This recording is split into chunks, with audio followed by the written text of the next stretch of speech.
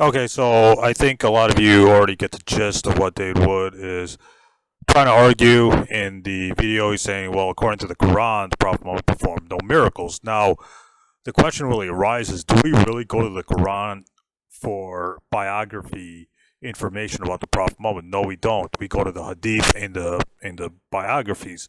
So, according to Orthodox Islam, the most authentic sources on Islam or after the Quran are Sahih Bukhari and Sahih Muslim.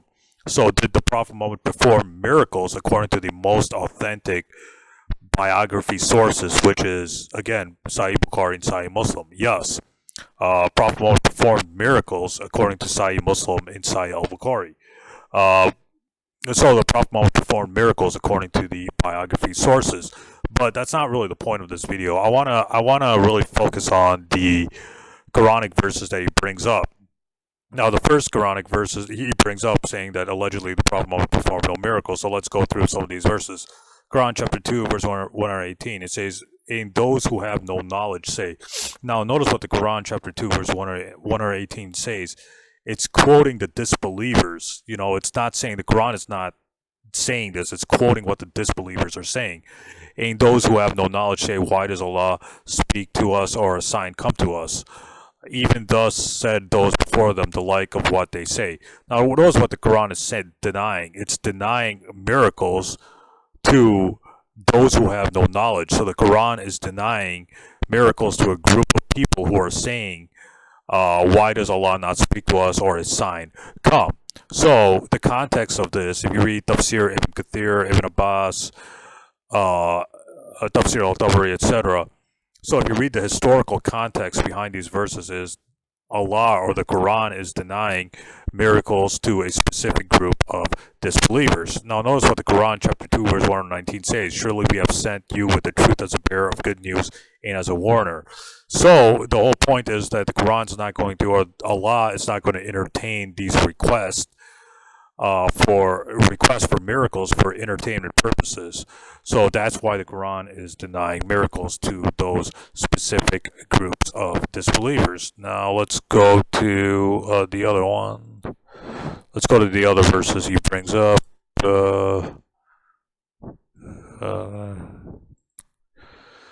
All right, so the next verse he brings up is the Quran chapter 6, verse 37. It says, "And they say, why has not a sign been sent down from his Lord? Say, surely Allah is able to send down a sign, but most of them do not know." So notice what the Quran is, notice that the Quran is quoting what the disbelievers are saying. The Quran itself is not saying this.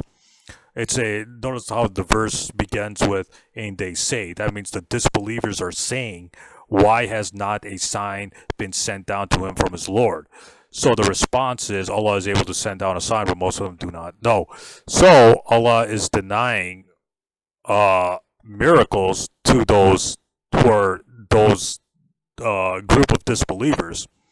The Quran is not saying why has not a sign been sent down from his Lord. The Quran is quoting what the disbelievers or what the enemies of the Prophet Muhammad are saying. Why has not a sign been sent down to him from his Lord? So the Quran is responding to them, saying, surely Allah is able to send down a sign, but most of them do not know, because Allah doesn't want to grant those miracles to a group of disbelievers who are not going to believe anyways. These people wanted miracles for entertainment purposes and not to affirm faith. So that's why Allah or the Quran is denying those miracles. So the next verse is, "And they say, why is not a sign sent down from his Lord? Say, the unseen is only for Allah, therefore wait, surely too I am with those who wait." Again, notice what the Quran is quoting. It's quoting the disbelievers, and they say, why is not a sign been sent down from his Lord? So if you read the commentaries, Tafsir Ibn Kathir, Tafsir Ibn Abbas, etc., if you read the commentaries of this verse, or if you understand the historical context behind this verse, again, it's denying specific miracles to specific people. And again, notice what the Quran, chapter 10, verse 20, starts off with. It starts off with, "And they say." So the Quran is quoting disbelievers. It's not, the Quran itself is not saying that the Prophet Muhammad can perform no miracles. So let's go to the next verse. So again, notice the Quran chapter 11 verse 102, it's denying specific miracles. They say, why has not treasure been sent down to him or an angel come with him? You're only a warner. So these people wanted, like, money raining down from the sky or an angel constantly visible to them. So the Quran is denying those miracles to those disbelievers. So again, the Quranic verses, so far the Quranic verses he's quoting is just denying specific miracles to specific people. But the Quran is nowhere saying the Prophet can never perform miracles. Then the Quran says, and those who disbelieve say, why has not his sign been sent down from his Lord? You are only a warner, and there is a guide for every people. Now notice what the Quran is. It's quoting the disbelievers, and those who disbelieve say, why has his sign not been sent down from his Lord? You are only a warner, there is a guide for every people. So the Quran is, where does where in any of these verses does it say the Prophet Muhammad can never perform miracles? All these verses are these verses are quoting what the disbelievers are saying.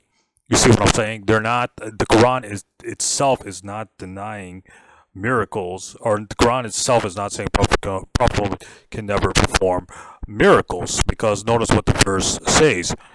It says, it says, in those who disbelieve. So the Quran is quoting what the disbelievers are saying. Hang on, let me see where else. You see, so the Quran is basically affirming that the Prophet Muhammad is only a warner. So the Prophet Muhammad cannot generate these miracles on his own. He needs Allah's permission to grant those or to perform those miracles. You see, that's why the Quran is saying you are only a warner. So where does David Wood get the sense that you being only a warner means you can never perform miracles? Like, where is David Wood getting that from? The Quran is just affirming Muhammad's role as a warner. It's not saying he can never perform miracles. It's just affirming what his role is, and his role is a warner and a guide for every people. So the Prophet Muhammad is sent for all people, all mankind, as a warner, etc., not just to the Arabs, etc. All right, now let's go into another verse. Again, in those who disbelieve say. So again, the Quran is quoting the disbelievers and says, why has not a sign been sent down by his Lord? So the Prophet Muhammad is supposed to say, surely Allah makes him who will go astray and guides to himself those who turn to him. So again, the Quran is quoting what the disbelievers are saying, and so the Quran itself is not saying this. The Quran is quoting what the disbelievers are saying. Why has not his sign been sent down from his Lord? So the Prophet Muhammad is supposed to respond saying, surely Allah makes him who will go astray and guides to himself those who turn to him. So the Quran is responding to them, saying that Allah makes him who will go astray and guides to himself those who turn to him. So again, the Quran is denied, because Allah knows that these people are not going to believe. These disbelievers are not going to believe. If they get that whatever miracle they want, they're still not going to believe, because they're not asking out of sincerity. They're asking for the miracle for entertainment purposes, for their own selfish desires. They're not asking as truth seekers. They're asking, for their own desires, for their own entertainment purposes. And Allah's not going to entertain those disbelievers. He's not going to grant those disbelievers those specific miracles for their own pleasure or for their own entertainment purposes.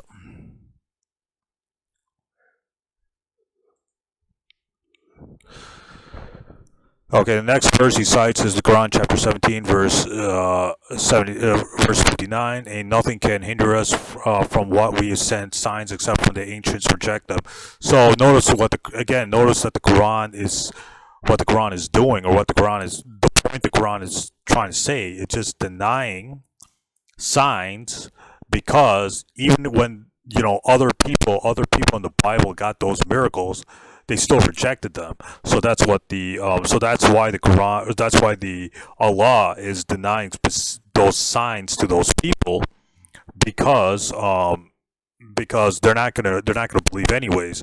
So if we read Tafsir Ibn Kathir, etc., to try to understand the historical context behind this verse, the miracle was not done in the mercy of the pagans, because they would have been wiped out had the miracle been carried out, and they still would have disbelieved.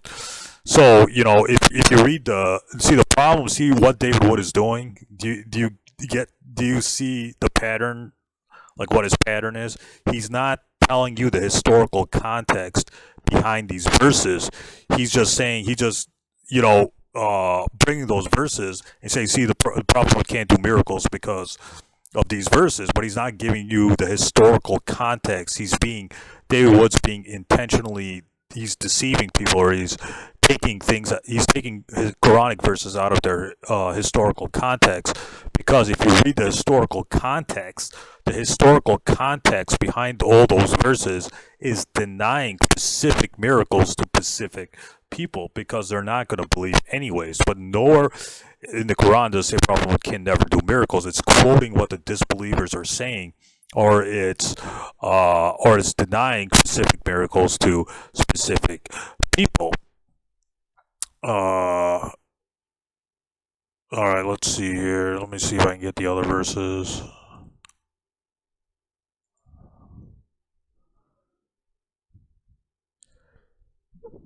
Okay, so let me get into this verse. Okay, so the Quran, chapter 17, verses 88 to 93. These verses do not say the Prophet Muhammad had no miracles. It's showing that the Prophet Muhammad is a mere mortal man, and the pagans were asking for these specific miracles that he's not going to get. So David Wood ignores the context of these passages, uh, you know, because these people aren't gonna they're not gonna believe even if they get those specific miracles. So that's why the Quran is denying those miracles. You see, so that's the historical context behind the Quran, chapter 17, verses 88 to 80 to verse 93. If you read Tafsir Ibn Kathir, Ibn Abbas, all these Muslim commentators are saying that that the Prophet that the Quran chapter 17 is basically saying that the Prophet Muhammad is a mere mortal man, and he can't generate these miracles on his own. He needs Allah's permission, and these Meccans or these pagans are asking for specific miracle, and Allah is not going to grant it to them, because they're not going to believe even if they get those miracles. They're not going to believe in Muhammad even if they get those miracles. So that's why Allah is denying those miracles. So, if Allah wills, He will allow the Prophet to perform several mighty miracles, which He did. All the verses are doing is to remove preconceived idea that the pagans held in their brains, that a messenger or a prophet of God is some mighty human being who can do all these things. So, notice what the Quran, notice what the Quranic verses end with. It ends with, and let me see if I can get it.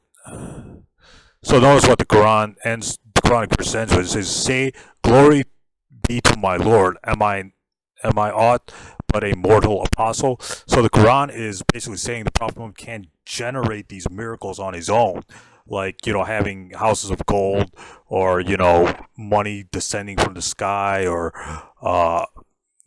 these specific miracles of angels coming down, or water, like springs of water gushing out, etc.